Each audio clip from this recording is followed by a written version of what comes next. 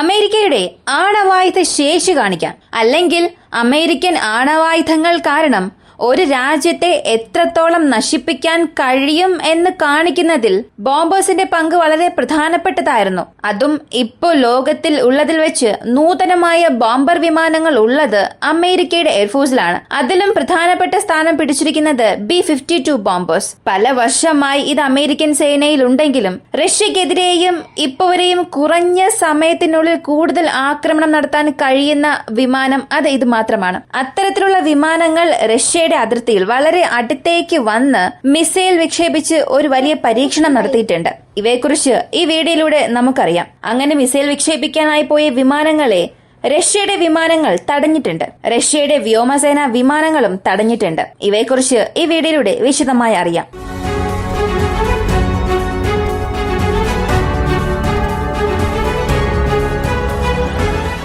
Sweden, Finland ഇവർ NATO അംഗങ്ങളാണ്. ഈ രണ്ട് രാജ്യങ്ങളും, പ്രധാനമായും നോർവേ, ഫിൻലാൻഡ്, ഇവർ നേരിട്ട് റഷ്യയുടെ അതിർത്തി പങ്കിടുന്ന രാജ്യങ്ങളാണ്. 200 കിലോമീറ്ററിനുള്ളിലാണ് നോർവേക്കും റഷ്യയ്ക്കും ഇടയിലുള്ള അതിർത്തിയുള്ളത്. എന്നാൽ ഫിൻലാൻഡിനെ സംബന്ധിച്ച് 1000 കിലോമീറ്ററും കഴിഞ്ഞ് ഈ രണ്ട് രാജ്യങ്ങൾക്കുമിടയിൽ ഒരു അതിർത്തിയുണ്ട്. നാറ്റോയ്ക്കും റഷ്യയ്ക്കും തമ്മിൽ ഒരു സംഘർഷം ആദ്യ ദിവസം തന്നെ പൊട്ടിപ്പുറപ്പെട്ടാൽ അത് ആണവായുധ യുദ്ധത്തിൽ മാത്രമേ അവസാനിക്കുകയുള്ളൂ, അല്ലെങ്കിൽ ആണവായുധ യുദ്ധത്തിലേക്ക് മാത്രമേ അത് വഴി നയിക്കുകയുള്ളൂ. ഇതല്ലാതെ കൺവെൻഷണൽ വെപ്പൺ ഉപയോഗിച്ച് യുദ്ധം നടക്കുക എന്നത് അസാധ്യമായ കാര്യമാണ്. അങ്ങനെ ഒരു സാഹചര്യത്തിൽ യഥാർത്ഥത്തിൽ നാറ്റോ റഷ്യയെ ആക്രമിക്കണം എന്ന് ചിന്തിച്ചാൽ രണ്ട് പ്രദേശങ്ങളെ ലക്ഷ്യം വച്ചാൽ മാത്രം മതി. ഒന്ന് സെന്റ് പീറ്റേഴ്സ്ബർഗ് പ്രവിശ്യ, മറ്റൊന്ന് മോസ്കോ. ഈ രണ്ട് നഗരങ്ങളെയും ആണവായുധം ഉപയോഗിച്ച് നശിപ്പിക്കുകയാണെങ്കിൽ റഷ്യയുടെ ജനസംഖ്യയിൽ 70% നഷ്ടപ്പെടും. കാരണം റഷ്യ ഭൂപ്രകൃതി വൈസ് ഒരു വലിയ രാജ്യമാണെങ്കിലും അവിടെ കൂടുതൽ ജനങ്ങൾ താമസിക്കുന്ന സ്ഥലം എന്നത് ഈ പ്രദേശങ്ങളിലാണുള്ളത്. മുഴുവൻ ജനസംഖ്യയിൽ 70% ആളുകളും ഈ പ്രദേശങ്ങളിലാണ് താമസിക്കുന്നത്. മറ്റ് പ്രദേശങ്ങളിൽ വളരെ വളരെ കുറവെണ്ണം മാത്രമേ റഷ്യൻ പൗരന്മാർ ഉള്ളൂ. എന്നാൽ റഷ്യയുടെ റിട്ടാലിയേഷൻ ആക്രമണത്തിന് ആവശ്യമായ ആണവായുധങ്ങളും ആ പ്രദേശങ്ങളിലാണ് കൂടുതൽ വച്ചിട്ടുള്ളത്. ഇപ്പോ ഈ സംഭവം നടന്നത് അമേരിക്കയുടെ 2 B-52 ബോംബേഴ്സ് അടുത്തിടെ റഷ്യൻ അതിർത്തിയോട് ചേർന്ന് അന്താരാഷ്ട്ര വ്യോമ മേഖലയിൽ പറക്കാൻ തുടങ്ങി. ഇതുപോലുള്ള വാർത്തകൾ നമ്മൾ ഇതിനു മുൻപും കേട്ടിട്ടുണ്ട്. കാരണം ഇതുപോലുള്ള സംഭവങ്ങൾ നടന്നിട്ടുണ്ട്. റഷ്യയുടെ എയർ സ്പേസിനുള്ളിൽ എൻറ്ററായ B-52 ബോംബേഴ്സിനെ റഷ്യൻ വ്യോമസേനയിലെ വിമാനങ്ങൾ എങ്ങനെ ഇന്റർസെപ്റ്റ് ചെയ്തു, എങ്ങനെ ആ ഒരു സംഘർഷം അവിടെ ഒഴിവായി, ഇതൊക്കെ നമ്മൾ അറിഞ്ഞ കാര്യമാണ്. അപ്പോ അവർ റഷ്യയുടെ എയർ സ്പേസിനുള്ളിൽ നുഴയാൻ മാത്രമേ ശ്രമിച്ചുള്ളൂ. എന്നാൽ ഇപ്പോ റഷ്യൻ വ്യോമാതിർത്തിയിൽ പ്രവേശിച്ചില്ല. ഇന്റർനാഷണൽ എയർ സ്പേസിൽ നിന്നും പറന്നുകൊണ്ടിരുന്ന വിമാനങ്ങൾ ഫിൻലാൻഡ് അതിർത്തിയിലേക്ക് വന്ന് റഷ്യയുടെ അതിർത്തിയിൽ നിന്നും ചില കിലോമീറ്റർ ദൂരത്തിൽ ടെസ്റ്റിംഗ് ബോംബേഴ്സ് വിക്ഷേപിച്ചു. ഇത് സാധാരണമായ ഒരു കാര്യമല്ല. ഇങ്ങനെ ചില എക്സസൈസ് നടക്കുമ്പോൾ ഒരു പ്രത്യേക അകലത്തിൽ നിന്ന്, അല്ലെങ്കിൽ അതിനായിട്ട് നിശ്ചയിച്ചിട്ടുള്ള ടെസ്റ്റിംഗ് ശ്രേണിയിൽ നിന്നും മാത്രമേ ഇങ്ങനെയുള്ള സംഭവങ്ങൾ ചെയ്യാറുള്ളൂ. എന്നാൽ ഇപ്പോ എന്തുകൊണ്ട് അമേരിക്ക ഇങ്ങനെ ചെയ്തു? പ്രധാനമായും ഒരു രാജ്യത്തിന്റെ അതിർത്തിക്ക് അടുത്ത് പറന്നാൽ അവിടെ അവർക്ക് എന്തൊക്കെ കാര്യങ്ങൾ ചെയ്യാൻ സാധിക്കും?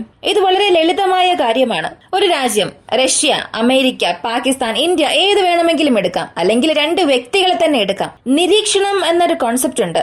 ഒരാളെ ന്യൂട്രലൈസ് ചെയ്യുന്നതിന് മുൻപ് അവരുടെ മുഴുവൻ പ്രവർത്തനങ്ങളെയും അവരുടെ ഡേറ്റാബേസിൽ കൊണ്ടുവരും. ഇയാൾ എവിടെയെല്ലാം പോകുന്നു, ഏതൊക്കെ സമയം എന്തെല്ലാം ചെയ്യുന്നു എന്നുള്ള ഇങ്ങനെ അവരുടെ ദൈനംദിന പ്രവർത്തനങ്ങൾ എല്ലാം നിരീക്ഷിക്കുകയും അതെല്ലാം ഇവരുടെ ഡേറ്റാബേസിൽ കൊണ്ടുവരും. ഇത് തന്നെയാണ് ഒരു രാജ്യവും ചെയ്യുക. ഇപ്പൊ പെട്ടെന്ന് ഒരു രാജ്യത്തിനും മറ്റു രാജ്യത്തിനും ഇടയിൽ ഒരു യുദ്ധം വന്നാൽ, പ്രശ്നം വന്നാൽ, അങ്ങനെ പെട്ടെന്നൊന്നും ചെയ്യാൻ സാധിക്കില്ല.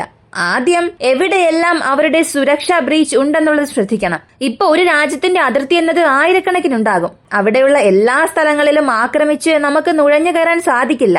എല്ലാ സ്ഥലങ്ങളിലുമുള്ള അവരുടെ പ്രതിരോധം ശക്തമാണെന്നും പറയാൻ സാധിക്കില്ല. എവിടെയെല്ലാമാണ് ദുർബലമായ പോയിന്റ്സ് ഉള്ളതെന്ന് ശ്രദ്ധിക്കണം. ഒരു രാജ്യത്ത് സ്വാഭാവികമായും ചില സ്ഥലങ്ങൾ ഒരു മതിൽ പോലെ ആയിരിക്കും. ശത്രുരാജ്യം എത്ര തന്നെ ശ്രമിച്ചാലും അവരുടെ പരമാവധി കഴിവെടുത്താൽ പോലും ആ ഒരു പ്രദേശത്തെ തൊട്ടുപോലും നോക്കാൻ കഴിയില്ല. എന്നാൽ മറ്റ് സ്ഥലങ്ങളുണ്ട്, അതൊക്കെ വളരെ എളുപ്പമായിരിക്കും. പുറമേ നോക്കുമ്പോൾ ഒരു കാട് പോലെ തോന്നാം, അല്ലെങ്കിൽ ഒരുപാട് ഫെൻസിംഗ് എല്ലാം വെച്ച് പ്രതിരോധം ശക്തമേറിയ സ്ഥലം പോലെ തോന്നാം. എന്നാൽ വെറുതെ ചെറിയൊരു പുഷ് ചെയ്താൽ മാത്രം മതി ശത്രുവിന്റെ ഡിഫൻസസിനെ എല്ലാം നശിപ്പിച്ച് നമുക്ക് അകത്തേക്ക് നുഴഞ്ഞു കയറി മുന്നേറാൻ സാധിക്കും. ഒരു പക്ഷേ നാളെ ഒരു യുദ്ധം വന്നാൽ, അങ്ങനെ ഒരു സാഹചര്യം അമേരിക്കയ്ക്കും റഷ്യയ്ക്കും ഇടയിൽ വന്നാൽ എന്ത് ചെയ്യണം എന്നുള്ളത് അമേരിക്ക ആദ്യം തീരുമാനിക്കണം. റഷ്യയെ സംബന്ധിച്ച് എല്ലാ പ്രദേശങ്ങളിലും അമേരിക്ക കൊണ്ട് അങ്ങനെ നുഴയാൻ സാധിക്കില്ല. അതിന് എളുപ്പമായ വഴി ഫിൻലാൻഡിന്റെ അതിർത്തിയോട് ചേർന്നുള്ള പ്രദേശങ്ങളും ഉക്രൈനും മാത്രമാണ്. അതല്ലാതെ നോർത്ത് സൈഡ് ആർട്ടിക് പ്രദേശത്ത് പോയാൽ അവിടെ മഞ്ഞ് ഒരുപാടുണ്ടാകും. സെക്യൂരിറ്റി ബ്രീച്ച് ചെയ്ത് അകത്തേക്ക് കയറാൻ സാധിക്കില്ല. കൂടാതെ റഷ്യയുടെ സൈനിക ബേസസും അവിടെയുണ്ട്. ഇനി ജപ്പാൻ, മറ്റ് പ്രദേശങ്ങളിൽ നിന്നെല്ലാം റഷ്യയ്ക്കുള്ളിലേക്ക് ഈസിയായി നുഴഞ്ഞു കയറാൻ സാധിക്കില്ല. സൈബീരിയൻ ഫോറസ്റ്റ് വളരെ ഇടതൂർന്ന വനങ്ങളാണ്. ആ കാടുകൾക്കുള്ളിൽ എവിടെയാണ് എന്തുള്ളതെന്ന് പോലും അറിയാൻ കഴിയില്ല. സാറ്റലൈറ്റുകളെ കൊണ്ട് പോലും ചില സമയങ്ങളിൽ കണ്ടെത്താൻ സാധിക്കില്ല.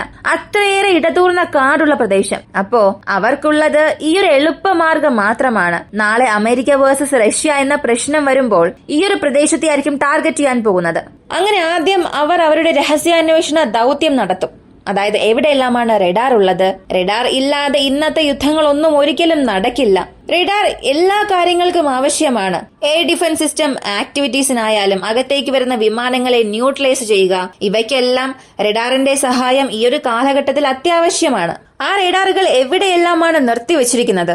റഷ്യയുടെ ഏതെങ്കിലും ഒരു മൂലയിൽ ഒരു വിമാനം വന്നാൽ പോലും അതിനെ മോസ്കോയിലുള്ള മാഡ് എന്ന സിസ്റ്റം, റഷ്യയുടെ വളരെ പ്രധാനപ്പെട്ട റിട്ടാലിയേഷൻ സിസ്റ്റം, അതിന്റെ റഡാറിനെ കൊണ്ട് പിക്ക് ചെയ്യുകയും മോസ്കോയുടെ ബങ്കറിലുള്ള കമാൻഡ് സെന്ററിലേക്കും ആ ടാർഗറ്റ്സിന് അയക്കാൻ സാധിക്കും.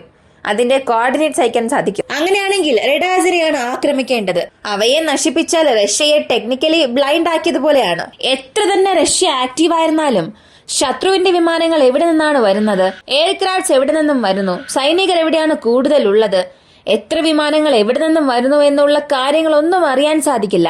അങ്ങനെ ഒരു അവസ്ഥയിൽ ആ രാജ്യത്തിന് കാഴ്ചശക്തി നഷ്ടപ്പെട്ടതുപോലെ തന്നെയാണ്. ഇങ്ങനെയുള്ള സമയങ്ങളിൽ അമേരിക്ക എന്തെല്ലാം ചെയ്യണം എന്നതിന്റെ ചെറിയ ചെറിയ റിഹേഴ്സലാണ് ഇവിടെ നടത്തിയത്.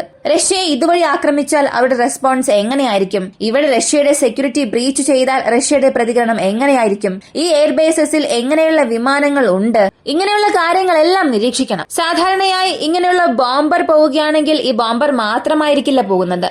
എസ്കോർട്ടിനായി വിമാനങ്ങൾ പോകും, അതിന്റെ കൂടെ ഇലക്ട്രോണിക് വാർഫെയർ വിമാനങ്ങളും പോകും. ഇങ്ങനെ എല്ലാം പോകുമ്പോൾ ഒരു കംപ്ലീറ്റ് ഡാറ്റ പാക്കേജ് തന്നെ ആയിരിക്കും. ഇങ്ങനെ അവർ ഓരോ തവണയും ചെയ്യും. പക്ഷേ ഓരോ തവണയും ചെയ്യുന്ന പാറ്റേൺ വ്യത്യസ്തമായിരിക്കും. അതിനാൽ അവർക്ക് മുഴുവൻ ഡേറ്റാബേസ് ലഭിക്കും. ഇപ്പോഴും അതുപോലൊരു കാര്യത്തിന് വേണ്ടിയാണ് ആ വിമാനങ്ങൾ വന്നത്. പക്ഷേ പോയ തവണ സെക്യൂരിറ്റി ബ്രീച്ച് മാത്രമേ നടന്നിട്ടുള്ളൂ. റഷ്യയുടെ വിമാനങ്ങൾ ആ വിമാനങ്ങളെ ഇന്റർസെപ്റ്റ് ചെയ്തു. എന്നാൽ ഇപ്പോൾ അതിനുമപ്പുറം ഈ ടെസ്റ്റിംഗ് ബോംബേഴ്സ് എന്ന് പറയുന്ന പരീക്ഷണ ബോംബുകൾ അവിടെ വീശി. അതിനാൽ ഇപ്പോ ഭീഷണി അധികമായിട്ടുണ്ട്. സാധാരണയായുള്ള ഒരു ടെസ്റ്റിംഗ് മാത്രം അല്ല ഇത് പ്രീ പ്ലാൻഡ് ചെയ്തതോ മുൻകൂട്ടി ഒരു അറിയിപ്പ് നൽകിയിട്ടോ ചെയ്തതല്ല. പെട്ടെന്ന് റഷ്യയുടെ അതിർത്തിയോട് ചേർന്ന് ഈ ബോംബർ വിമാനങ്ങൾ പറക്കുന്നു. അതിനെ ഇന്റർസെപ്റ്റ് ചെയ്യാനായി റഷ്യയുടെ Su-27 വിമാനങ്ങൾ റഷ്യയുടെ നിയറസ്റ്റ് എയർബേസസിൽ നിന്നും തിരിക്കുന്നു. അങ്ങനെ തിരിച്ചതിന് ശേഷം വളരെ അടുത്ത് ക്ലോസസ്റ്റ് റേഞ്ചിൽ നിന്നും റഷ്യയുടെ Su-27 ഇന്റർസെപ്റ്റേഴ്സ് ഇവിടെ അമേരിക്കയുടെ വിമാനങ്ങളെ ഇന്റർസെപ്റ്റ് ചെയ്തു. അങ്ങനെ റഷ്യ അമേരിക്കൻ ബോംബർ വിമാനങ്ങളെ ഇന്റർസെപ്റ്റ് ചെയ്തതിനു ശേഷമാണ് അവരുടെ ബോംബുകൾ ഫിൻലാൻഡിനോട് ചേർന്നുള്ള റഷ്യൻ അതിർത്തി പ്രദേശത്ത് വീശിയത്.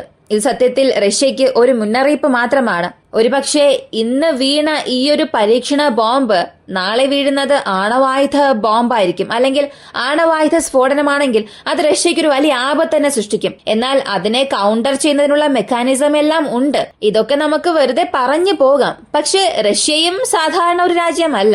ജപ്പാന്റെ എയർ സ്പേസ് ഒക്കെ വയലേറ്റ് ചെയ്തിട്ടുണ്ട്. ഒരു ഭാഗത്ത് ജപ്പാന്റെ എയർ സ്പേസ് വയലേറ്റ് ചെയ്യുക, ഇങ്ങനെ അവരും പല കാര്യങ്ങൾ ചെയ്യുന്നുണ്ട്. അമേരിക്ക എയർ സ്പേസിനുള്ളിൽ നുഴയാൻ മാത്രമേ ശ്രമിച്ചിട്ടുള്ളൂ. അലാസ്കയുടെ എയർ സ്പേസിൽ റഷ്യയുടെ വിമാനങ്ങൾ നുഴഞ്ഞ് അകത്തേക്ക് കയറിയ കഥ പോലുമുണ്ട്. അടുത്തിടെ പോലും തുർക്കി എങ്ങനെ റഷ്യയുടെ വിമാനങ്ങളെ വെടിവെച്ച് വീഴ്ത്തിയത് എന്നറിഞ്ഞു. വെറും 600 മീറ്റർ അകത്തേക്ക് കയറിയതിന് പോലും വെടിവെച്ച് വീഴ്ത്തി. പക്ഷേ അലാസ്ക എയർ സ്പേസിനുള്ളിൽ റഷ്യൻ വിമാനങ്ങൾ കിലോമീറ്റർ കണക്കിന് പോയിട്ടുണ്ട്. ബോംബേഴ്സും റഷ്യയുടെ ഫൈറ്റർ ജെറ്റ്സും. അപ്പോ ഇങ്ങനെ ഇരു രാജ്യങ്ങൾക്കും ഇടയിൽ നടക്കുന്ന സംഭവങ്ങൾ ഒരു ക്യാറ്റ് ആൻഡ് മൗസ് ഗെയിമാണ്. ആരാണ് അവിടെ വലിയവൻ എന്ന് കാണിക്കേണ്ട ഒരു ഗെയിം. ഈ ഒരു വീഡിയോയെ കുറിച്ചുള്ള നിങ്ങളുടെ അഭിപ്രായം എന്താണെന്ന് കമന്റിൽ പറയുക. ഇതൊന്നും വലിയ പ്രശ്നം ആകാതിരിക്കുന്നത് വരെയും അത് ഓക്കെയാണ്. എന്നാൽ എല്ലാ സമയവും ഒരുപോലെ ആയിരിക്കില്ല. തുടർന്നും ഇങ്ങനെയുള്ള കാര്യങ്ങൾ ചെയ്തുകൊണ്ടിരിക്കുമ്പോൾ ഒരു ഘട്ടത്തിന് ശേഷം ഏതെങ്കിലും ഒരു രാജ്യം ട്രിഗർ ആയാൽ അത് മറ്റു പല പ്രശ്നങ്ങളിലേക്ക് നയിക്കാനും സാധ്യതയുണ്ട്. ഈ ഒരു വീഡിയോയെ കുറിച്ചുള്ള നിങ്ങളുടെ അഭിപ്രായം എന്താണ്? ഒരു രാജ്യം മറ്റൊരു രാജ്യത്തിലേക്ക് വിമാനങ്ങൾ അയക്കുന്നതിനെ നിങ്ങൾ എങ്ങനെ കാണുന്നു? ഇത് നല്ലതാണോ അല്ലയോ? നിങ്ങളുടെ അഭിപ്രായം കമന്റിൽ പറയുക. വീഡിയോ ഇഷ്ടമായാൽ ലൈക്ക് ചെയ്യുക, ഷെയർ ചെയ്യുക. നമ്മുടെ ചാനൽ ആദ്യമായി കാണുന്നവരാണെങ്കിൽ മറക്കാതെ സബ്സ്ക്രൈബ് ചെയ്ത് സപ്പോർട്ട് ചെയ്യുക. മറ്റൊരു വീഡിയോയുമായി വീണ്ടും കാണാം.